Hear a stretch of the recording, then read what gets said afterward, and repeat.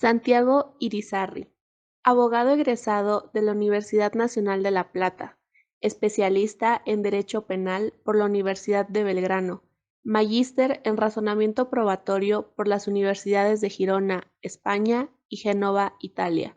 Actualmente, doctorando en Ciencias Jurídicas, director de diversos proyectos de investigación en el ámbito académico universitario, entre los que destacan problemas de la valoración del testimonio en el marco del proceso penal y la prueba del dolo, subdirector del Instituto de Derecho Penal del Colegio de la Abogacía de La Plata, docente invitado como expositor y conferencista, tanto en Argentina como en el extranjero. Autor de los libros Violencia contra la Mujer, Valoración Racional de la Prueba Testimonial, autor de más de una decena de artículos de doctrina sobre derecho penal y derecho procesal penal. Bueno, muchas gracias por la invitación. Es para mí un placer estar aquí junto a todos ustedes, disertando sobre esta temática que es tan relevante e importante, ¿no? El tema que nos ocupa tiene que ver con el cómo analizar en el ámbito del proceso los testimonios. Cuando uno agarra cualquier libro jurídico, sea un manual de derecho probatorio, de derecho procesal, va a encontrar generalmente ciertos calificativos con relación a la prueba testimonial, conforme los cuales se la tilda de la madre de todas las pruebas, o la prueba por antonomasia. ¿Y por qué? Bueno, yo atribuyo esto a dos posibles explicaciones. En primer lugar, porque en contraposición a lo que ha ocurrido con otros medios probatorios, como podría ser la prueba documental o la pericial, la prueba testimonial lo único que requirió es la posibilidad para que las personas se comuniquen entre sí. En consecuencia, es un medio de prueba que ha estado presente en toda la historia de los procesos. Pero además, entiendo que se habla de la madre de todas las pruebas porque al día de hoy es prácticamente impensado visualizar mentalmente un proceso en el cual no exista un testimonio. Siempre y en todo proceso vamos a tener testimonio. En tanto, hablando de procesos penales, la denuncia es un testimonio, escrito en la mayoría de las veces. En el ámbito civil o laboral, el reclamo, la demanda, es un testimonio. En consecuencia, siempre vamos a tener testimonios en el proceso, sin perjuicio de todos aquellos testimonios que se den, por ejemplo, en el ámbito de un debate oral y público, ¿no? Pero bueno, yo aquí lo que me parece necesario para que se comprenda cuál es mi punto de vista, quiero aclarar esto. Nosotros vamos a considerar al proceso de juzgamiento, independientemente del proceso de que estemos hablando. Yo quizás los ejemplos que utilice sean relativos a los procesos penales, porque es aquel con el que estoy más familiarizado, pero cualquier tipo de proceso, lo que entendemos es que pretende lograr el mayor acercamiento posible a la verdad. ¿Qué significa esto? Que hablamos de procesos que tienden a conocer. ¿Conocer qué? Lo que pasó. Conocer si Juan mató a Pedro, conocer si Carlos abusó sexualmente de Romina, conocer si Marcos privó ilegítimamente de la libertad a Francisco, etcétera, etcétera, etcétera.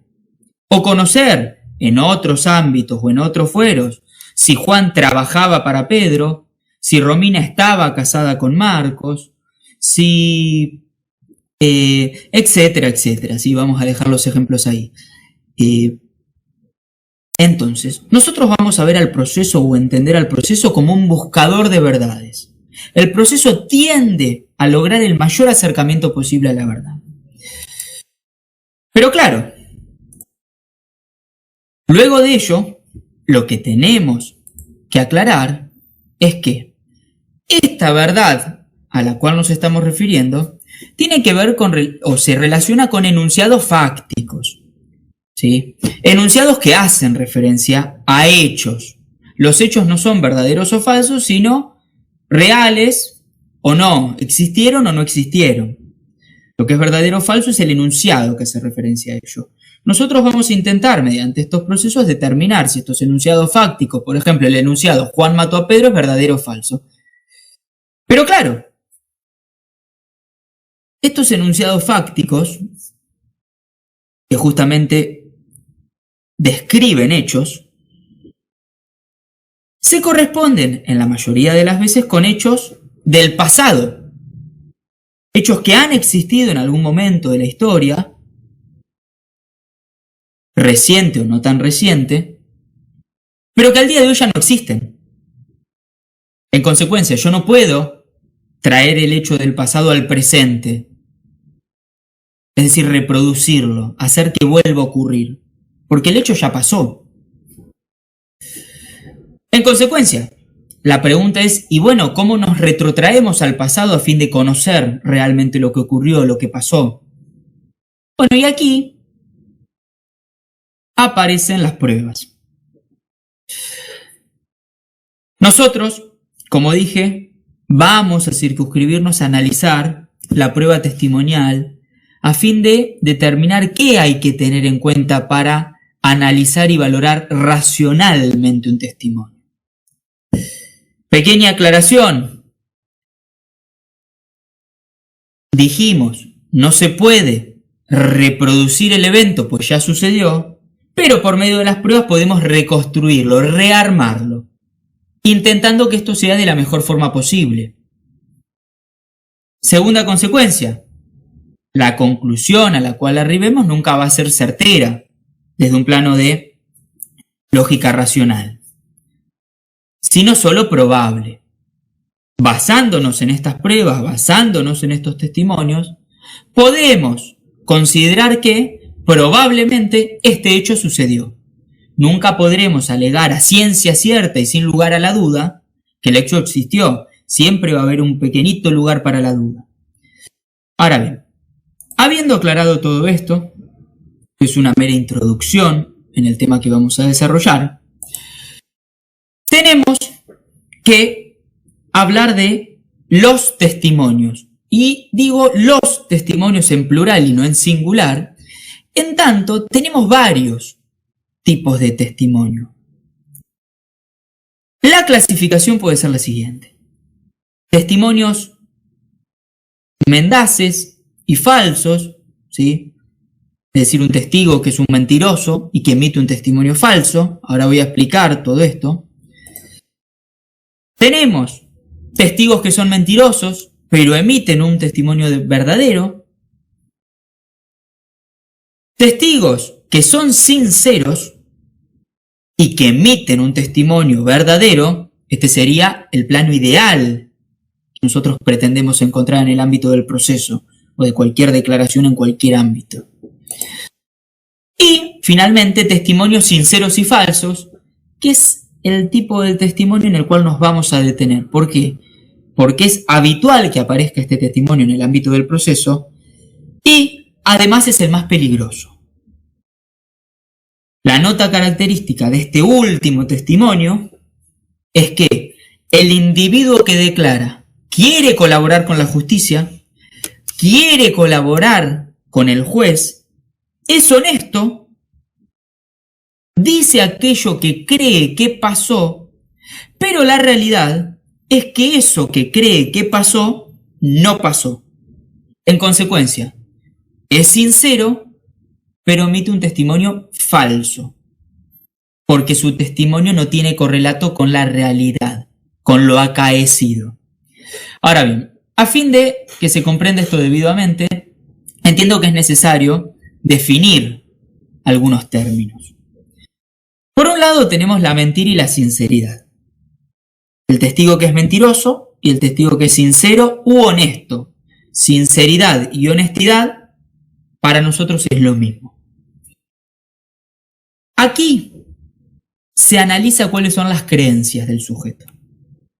Es decir, ¿qué es lo que el sujeto considera que pasó? Independientemente de que aquello que considera que pasó, pasó. Por ejemplo, yo puedo estar convencido manejando mi automóvil que a lo lejos hay un lago y le digo a alguien, a lo lejos hay un lago, estoy emitiendo un testimonio sincero porque digo aquello que creo está ocurriendo, a lo lejos hay un lago, pero en realidad a lo lejos no hay un lago. Yo estoy viendo un espejismo. Esto nos lleva justamente al segundo o a los segundos términos a analizar, que son concretamente la verdad y la falsedad, lo verdadero y lo falso. Y aquí adoptamos una teoría o una concepción de la verdad correspondentista. ¿Esto qué significa?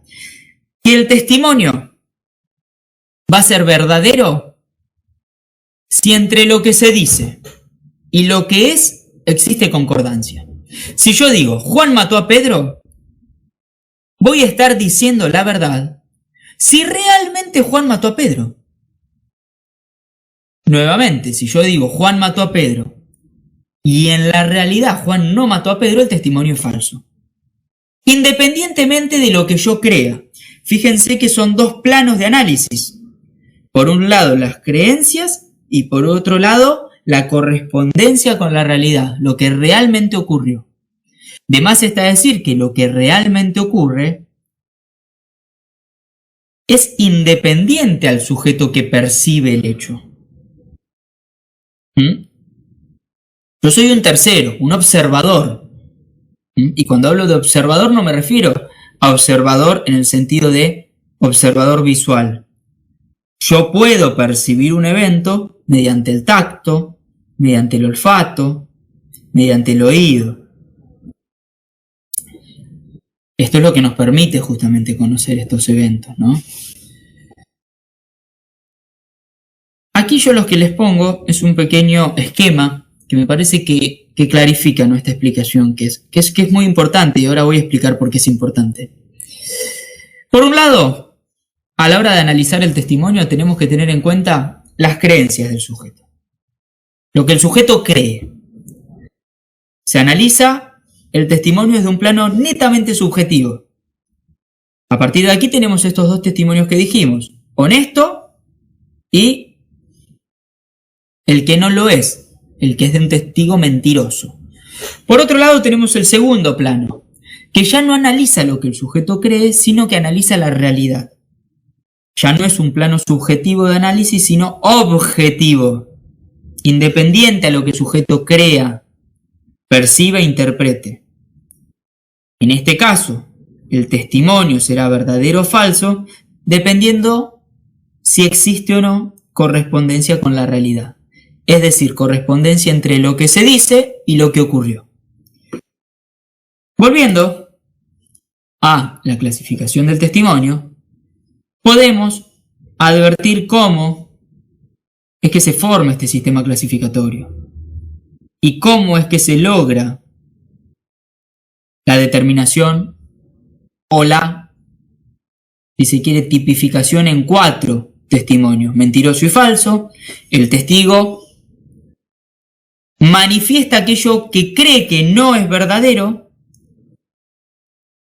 y justamente aquello que manifiesta no es verdadero y por eso es falso. Testimonio mentiroso y verdadero. Este es un testimonio que se da por cuestiones netamente de azar. El testigo quiere decir una falsedad, pero por cuestiones del azar dice una verdad. Por ejemplo, si yo en este mismo momento les dijese que en mi bolsillo tengo un bolígrafo, yo creo que no tengo ningún bolígrafo. Estoy convencido de que no hay. Pero les puedo decir a ustedes que tengo un bolígrafo. Yo les estoy mintiendo porque digo algo que yo considero que no es verdad. Ahora bien, si por cuestiones del destino, mi pareja, unos momentos antes de que yo me ponga este saco, me puso un bolígrafo, por más que yo quiera mentir, voy a estar diciendo la verdad. Por una cuestión del destino, del azar, por casualidad. Esto es muy raro que ocurra. Así que lo dejamos de lado. El testimonio que hoy decía, por excelencia, el preferible por todos, el testimonio de aquel que cree decir la verdad y efectivamente dice la verdad. El testimonio quizás más peligroso, el individuo que está convencido de una realidad que no tiene correspondencia. En consecuencia, es el testimonio honesto, sincero, alguien que quiere ayudar a la justicia a saber lo que pasó, pero emite un testimonio falso. Es el ejemplo del automóvil que decía hoy cuando uno ve un espejismo a lo lejos. ¿Por qué es importante esto? Porque lamentablemente al día de hoy es habitual que los jueces, abogados y fiscales, juristas en general, y en algunos casos incluso psicólogos, ¿no? Cuando se los llama a realizar ciertas labores, se limitan a analizar si el testigo miente. Esto, por supuesto, bajo distintos criterios, ¿no? Y circunscriben el juicio valorativo del testimonio a determinar si el testigo miente o no, si es sincero o si no lo es. Considerando que el testigo que miente está diciendo una falsedad y considerando que el testigo que es sincero está diciendo una verdad. Como dijimos, esto no necesariamente es así, porque el testigo que miente puede estar diciendo una verdad, de igual forma que el testigo sincero puede estar diciendo una falsedad, por más convencido de que esté. Entonces, si nosotros nos limitamos a analizar los testimonios haciéndonos esta pregunta, y vamos a tener grandes problemas, ¿sí? Y podemos llegar a soluciones notoriamente incorrectas y por sobre todo injustas. Por eso es que el juicio valorativo de testimonio, de credibilidad, tiene que ir más allá, tiene que ser un juicio más amplio, más abarcativo, que no se limite a analizar la faz o el plano subjetivo, sino que analice el plano subjetivo, pero luego de ello el plano objetivo. En consecuencia, tiene que preguntarse, primeramente, ¿el testigo miente?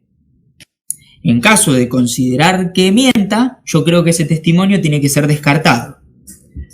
Ahora bien, si uno considera que el testigo no está mintiendo, que es honesto, que quiere realmente colaborar con la justicia, tiene que pasar una segunda pregunta. Y es, ¿este testigo que es sincero está diciendo la verdad? ¿O estamos quizás ante el tipo de testimonio número 4 que ahí enmarqué? Un testimonio sincero y falso. La pregunta es, bueno, pero, doctor, ¿cómo es posible que un testigo que es sincero y que diga lo que cree que realmente pasó esté equivocado? Y más allá del ejemplo que hoy di de la autopista y del automóvil, el análisis tiene que ser mucho más profundo. Pero para profundizar en este tema, hay que hacer algunas pequeñas aclaraciones.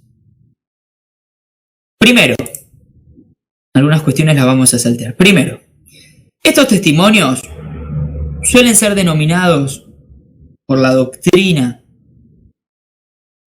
como errores involuntarios o errores sinceros, dependiendo del autor que leamos. Lo que tenemos que saber es que todo testigo, por lo menos todo testigo honesto, que dice aquello que cree que pasó, no aquel que viene a mentir, porque mentir puede mentir cualquiera y es muy fácil.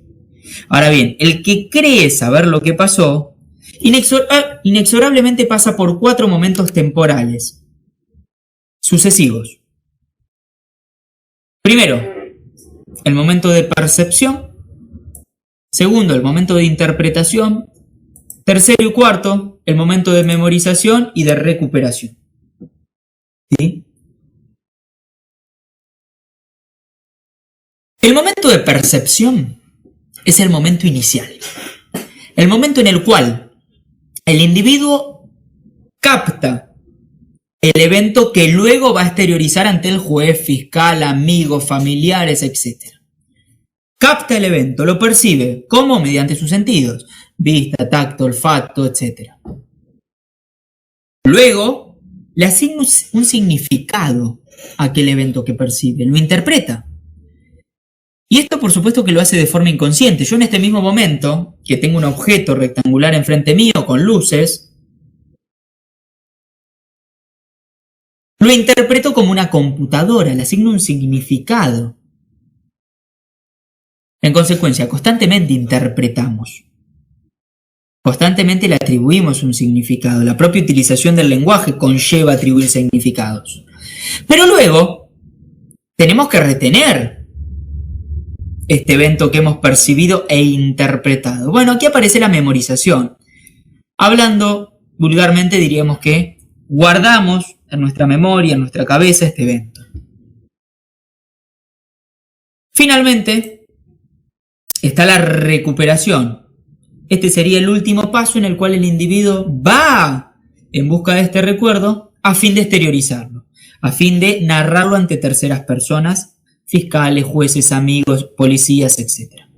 Claro, el problema es que en cada uno de estos momentos pueden generarse errores. Es decir, vamos a encontrar errores en la percepción, errores en la interpretación y errores en la memorización y recuperación. ¿Esto qué implica? Que si padecemos estos errores, por más sinceros que pretendamos ser, no vamos a emitir un testimonio que sea veraz. Vamos a emitir testimonios falsos.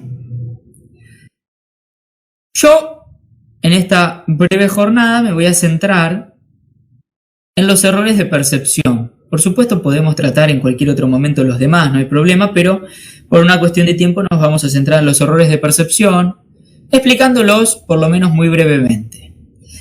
Primero, hablar de percepción inexorablemente nos obliga a hablar de atención. ¿Qué significa esto? Que solamente vamos a percibir aquellos eventos que han acaparado nuestra atención. Mientras yo estoy dando esta charla, esta conferencia, esta clase, a mi alrededor ocurrieron un montón de eventos. Quizás sonó el teléfono o el timbre de mi casa, esta es mi casa, y no lo escuché. No significa que no haya sucedido, significa que yo no lo escuché, no lo percibí.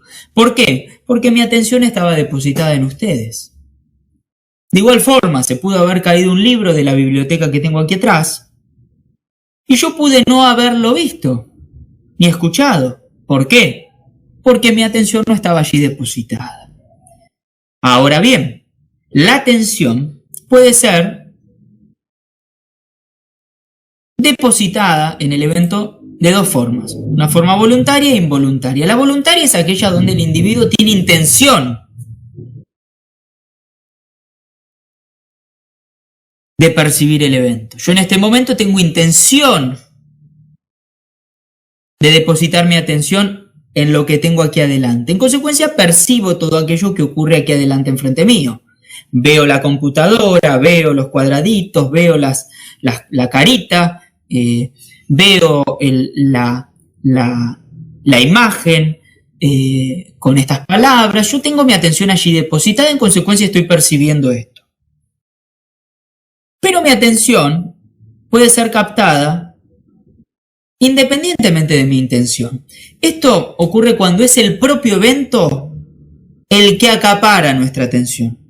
Por ejemplo, si en este mismo momento dos automóviles, yo aquí al lado mío tengo una ventana que da a la calle, dos automóviles colisionaran de forma muy fuerte, ese ruido acapararía mi atención. ¿Por qué? Porque sería un ruido muy inusual, muy fuerte. Mi atención se vería arrastrada hacia el evento. Yo no tenía intención de percibir eso, pero lo percibí como consecuencia del fuerte estruendo. Y esto es importante, ¿por qué? Porque a veces los testigos manifiestan que no han percibido algo. Por ejemplo, no vieron cuando Juan tomaba el dinero de Carla, no vieron cuando José salió corriendo, no vieron cerrar o abrir una puerta. Pero esto no significa que el evento no haya sucedido, significa que el testigo no lo ha visto. En consecuencia, uno que tiene que analizar dónde estaba depositada la atención del individuo. ¿Su atención estaba depositada en ese evento o no? Porque caso contrario no va a ser susceptible de ser percibido. Entonces, esta es una pregunta que yo siempre les realizo a los testigos, ¿no? ¿Qué estaban haciendo al momento del hecho? ¿Qué estaban haciendo? ¿Estaban prestando atención al evento? ¿O meramente estaban allí, parados? Lo cual permitiría inferir que quizás el evento se produjo y que el testigo no lo percibió.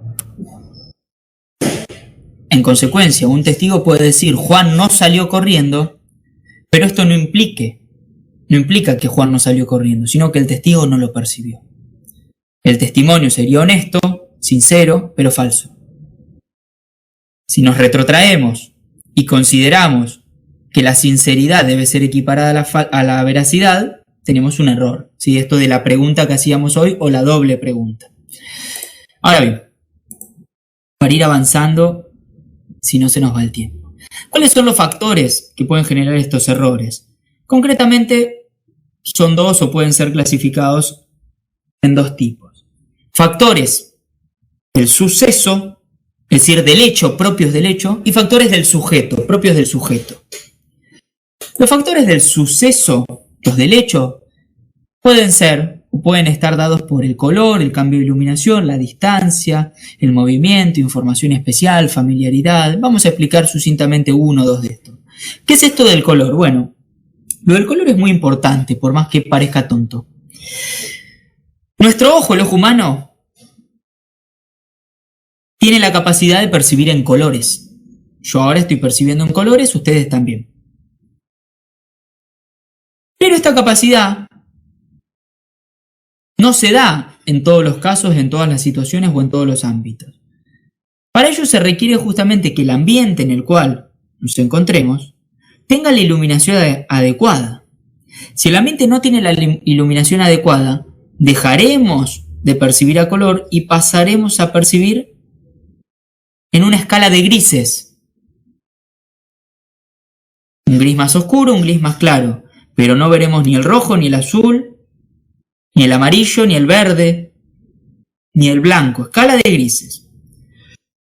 En consecuencia, dependiendo del ambiente y la iluminación donde se produzca la percepción del evento, variará la percepción de los colores.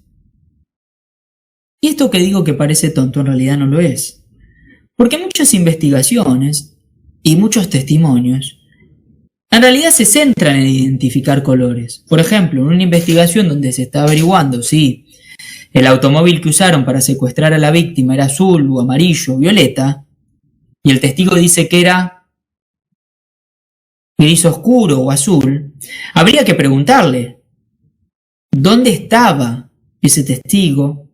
¿Dónde ocurrió el evento? ¿Era de día o era de noche? ¿Había luz? ¿No la había? ¿Por qué? Porque quizás el testigo puede estar convencido de que el automóvil era azul oscuro y la realidad es que el automóvil era verde. El testigo dice lo que cree que ocurrió. Un automóvil azul oscuro se llevó a esta persona. La realidad es que no es así. El testigo se veía imposibilitado de ver los colores. Ahora bien, si seguimos la pista del testigo, vamos a equivocar el camino. O cuando se quiere reconocer una persona y se le pregunta al testigo qué color de test, de piel, color de test tiene. Y el testigo quizás que vio al delincuente en la oscuridad dice, bueno, piel oscura, trigueña, y quizás no es así. Entonces eso es importante, ¿no? Después, otra cuestión también importante para resaltar tiene que ver con qué pasa cuando el testigo se expide con relación a distancias o velocidades. Bueno, la realidad es que las personas en sí no tienen la capacidad por sí mismas de medir distancias o determinar velocidades. Solamente esa posible capacidad surge no como capacidad sino mediante un razonamiento. ¿Qué quiero decir con esto? Que solo teniendo un punto medio comparativo podremos determinar, y sin exactitud, velocidades o distancias. ¿Qué quiero decir con esto? Que si nos encontramos en un campo y queremos determinar a qué distancia está el árbol, vamos a tener una gran complicación. Si un testigo considera que el árbol está a 50 metros y estamos en un campo, bueno, habría que dudar un poco del testigo, porque puede él estar convencido de que el árbol está a 50 metros, pero quizás no lo está. ¿Y esto por qué? Porque las personas no tienen esta capacidad mágica de determinar distancias. En cambio, si nos encontramos en una ciudad donde absolutamente todas las cuadras, como la ciudad que yo vivo, La Plata, tienen 100 metros, si yo me encuentro en una esquina y el árbol en la otra, yo puedo inferir en ese caso que el árbol está a 100 metros, pero porque tengo un punto comparativo o porque conozco la distancia entre cuadra y cuadra. Lo mismo ocurre con las velocidades. Yo no puedo determinar velocidades con el solo hecho de percibir un evento. Si yo veo un avión volar, no sé a qué velocidad estará yendo. Si yo veo un auto, tampoco puedo determinar a qué velocidad está yendo. Y esto es muy importante porque muchas causas, sea en el ámbito civil, penal, requieren de estos datos específicos. En el ámbito penal, para determinar si se incumplió o no con el deber de cuidado, si se violó o no la ley reglamentaria aplicable, que establece límites de velocidades. ¿Cómo se podría inferir la velocidad? Bueno, si yo voy conduciendo a 100 km por hora y un auto me pasa, puedo inferir que el automóvil va a más de 100 km por hora. No puedo determinar a qué velocidad va, pero sí más de 100. Entonces, cuando un testigo viene al proceso y nos dice, sí, yo estoy seguro de que tal automóvil iba a 80 km por hora, la pregunta que hay que hacerle es, bueno, ¿y cómo lo determinó? ¿Cómo está tan seguro? Y porque lo sé, o porque estoy convencido, o porque iba muy rápido. Bueno, eso no es una respuesta satisfactoria. Una respuesta satisfactoria sería porque yo iba a 70 y este automóvil me sobrepasó. En consecuencia, infiero que iba a más velocidad que yo. Infiero que iba a 80, 90. Estos otros factores, la información especial y la familiaridad, vamos a dejarlos de lado, así ya podemos avanzar y podemos terminar con esto, es decir, con este punto me refiero, que es factores del sujeto. Es decir, ya no nos referimos a errores que surjan como consecuencia del suceso, sino errores que surjan como consecuencia de la persona que declara. No todas las personas son iguales. Entonces, entre estos factores tenemos, y los mencionamos, y luego explicaremos aunque sea uno de ellos o dos quizás, la edad, las expectativas y los estereotipos, ¿no? Es habitual, y aquí también se adentran los prejuicios, por supuesto, ¿no? Es habitual, por ejemplo, que consideremos a los orientales con personas que tienen los ojos alargados, y quizás esto no es así, esto es un estereotipo, ¿no? Un prejuicio. Ansiedad y emoción, ¿sí? Aquí las investigaciones científicas no son del todo concordantes, sí existen investigaciones que dicen que puede esto afectar una correcta percepción, pero no me atrevería a dar grandes o a enmarcar grandes conclusiones al respecto. Y por supuesto, consumo de drogas o alcohol. Vamos a tomar dos casos muy rápidamente para explicarlo. El tema de la edad. La edad es algo que surge como consecuencia del paso del tiempo, ¿no? Hay testigos más jóvenes y otros menos jóvenes. Y todos sabemos que a mayor edad, mayores problemas en la vista pueden generarse en una persona. Yo por suerte no tengo ninguno, pero estoy convencido de que dentro de 20, 30, 40 años los tendré. En consecuencia, cuando declara una persona, hay que analizar también esto. Si como consecuencia de la edad pueda tener algún problema que le impida percibir correctamente los eventos. Por supuesto, puede ser que sea joven y también tener problemas de vista, por eso también hay que indagar allí, ¿no? Pero fíjense que ya es un factor de error que no tiene que ver con el suceso, sino con el sujeto que percibe el suceso. Vamos a ir directamente con el último. Las drogas y el alcohol. Esto es algo bastante elemental, ¿no? y que todos sabemos. Tanto las drogas como el exceso en la ingesta de alcohol pueden generar errores de percepción. Quizás más las drogas, dependiendo qué droga hayamos consumido, ¿no? Pero hay muchas que pueden generar alucinaciones. La alucinación, para que se entienda, es una percepción de una realidad, si se quiere, paralela, creada por uno mismo. El sujeto cree que está percibiendo la realidad y en realidad está percibiendo cualquier cosa. Puede estar percibiendo que un árbol le está hablando y demás está decir que un árbol no le va a estar hablando. Con el alcohol puede pasar algo similar. El alcohol lo que genera es a veces errores en la interpretación, en el significado que yo puedo atribuirle a un hecho. Las drogas también, por supuesto, ¿no? Pero en el alcohol a veces los errores de percepción quizás no son tan drásticos. Por ejemplo, algo que nos ha pasado a todos en algún momento de la vida o a la mayoría de nosotros. Haber de jóvenes consumido mucho alcohol y quizás empezar a ver doble.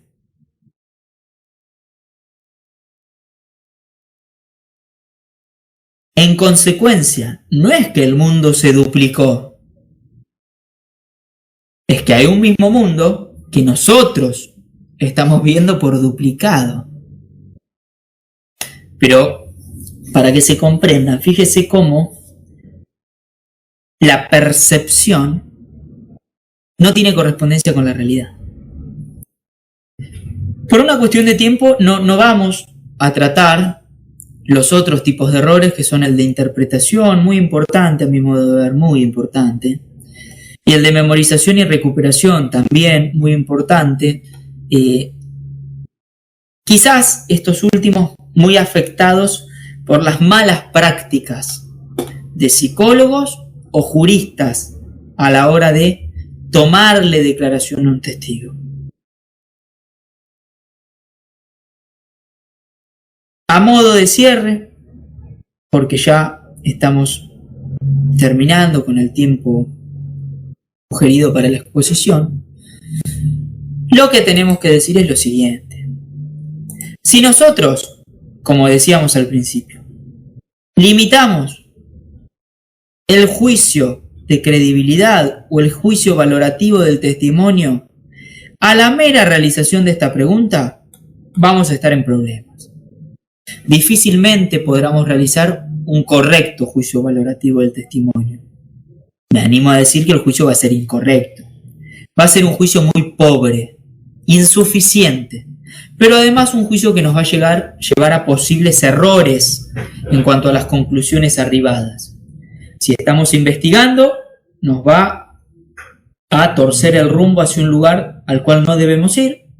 Y si tenemos que decidir y ponerle punto final a un caso, nos va a hacer equivocar y emitir un fallo que no tenga correspondencia con la realidad. ¿Y esto por qué? Porque, como dijimos, la mentira se analiza subjetivamente y no necesariamente un testimonio mentiroso es falso. De igual forma, no necesariamente un testimonio sincero, por el solo hecho de ser sincero, es verdadero.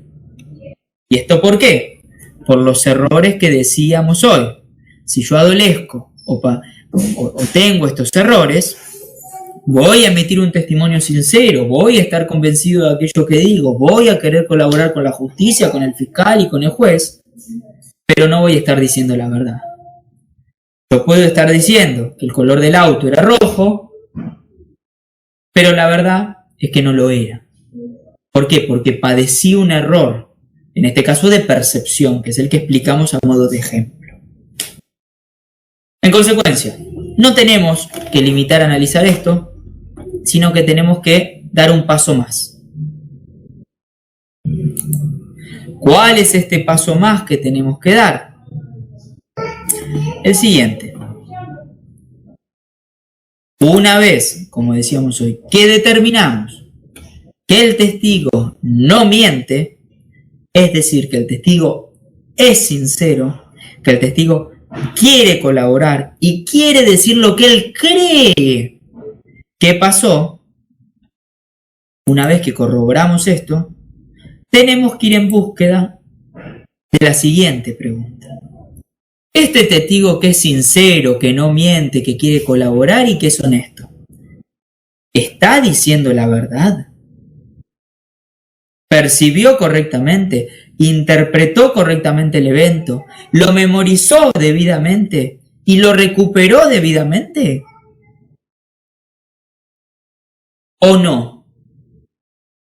Es decir, ¿o padeció algún error de percepción, interpretación, memorización y recuperación que pudo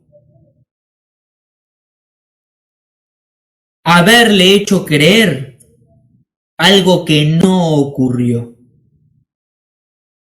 Entonces, yo con esto creo que vamos unos 35 o 40 minutos, porque me parece que empezamos menos 10. Doy por finalizada la exposición y por supuesto que quedo a la espera de preguntas, si es que alguien tiene alguna pregunta para ser planteada en este ámbito, ¿no? Lo último que quiero decir es que el estudio de estas consideraciones, y ahí yo justamente lo puse, es muy importante. Porque si nosotros partimos de la base de que el proceso tiende, es decir, tiene por finalidad lograr el mayor acercamiento posible a la verdad, es decir, pretende conocer lo que pasó, yo tengo que detenerme en todas estas consideraciones. Caso contrario, difícilmente pueda conocer lo que pasó. Caso contrario, difícilmente pueda ir en búsqueda de la verdad. Difícilmente pueda llegar a soluciones justas, que es lo que todos queremos, independientemente del criterio de justicia que tiene uno, ¿no? Ya para cerrar, yo siempre he dicho que más allá de lo que uno pueda considerar por justo, en el ámbito jurídico es algo muy, muy discutido y que ha dado lugar a las 1001 batallas, es innegable que condenar a quien no ha cometido delito no es justo. De igual forma que absolver a quien sí ha cometido un delito tampoco es justo. Entonces, si pretendemos hacer justicia, hay que detenernos en estos puntos y no analizar los testimonios de forma poco reflexiva, rápida, sin detenernos en todo esto. Bueno, hasta aquí doy por concluida la exposición. No sé si hay alguna pregunta o algo que se pueda responder, por supuesto que lo haría.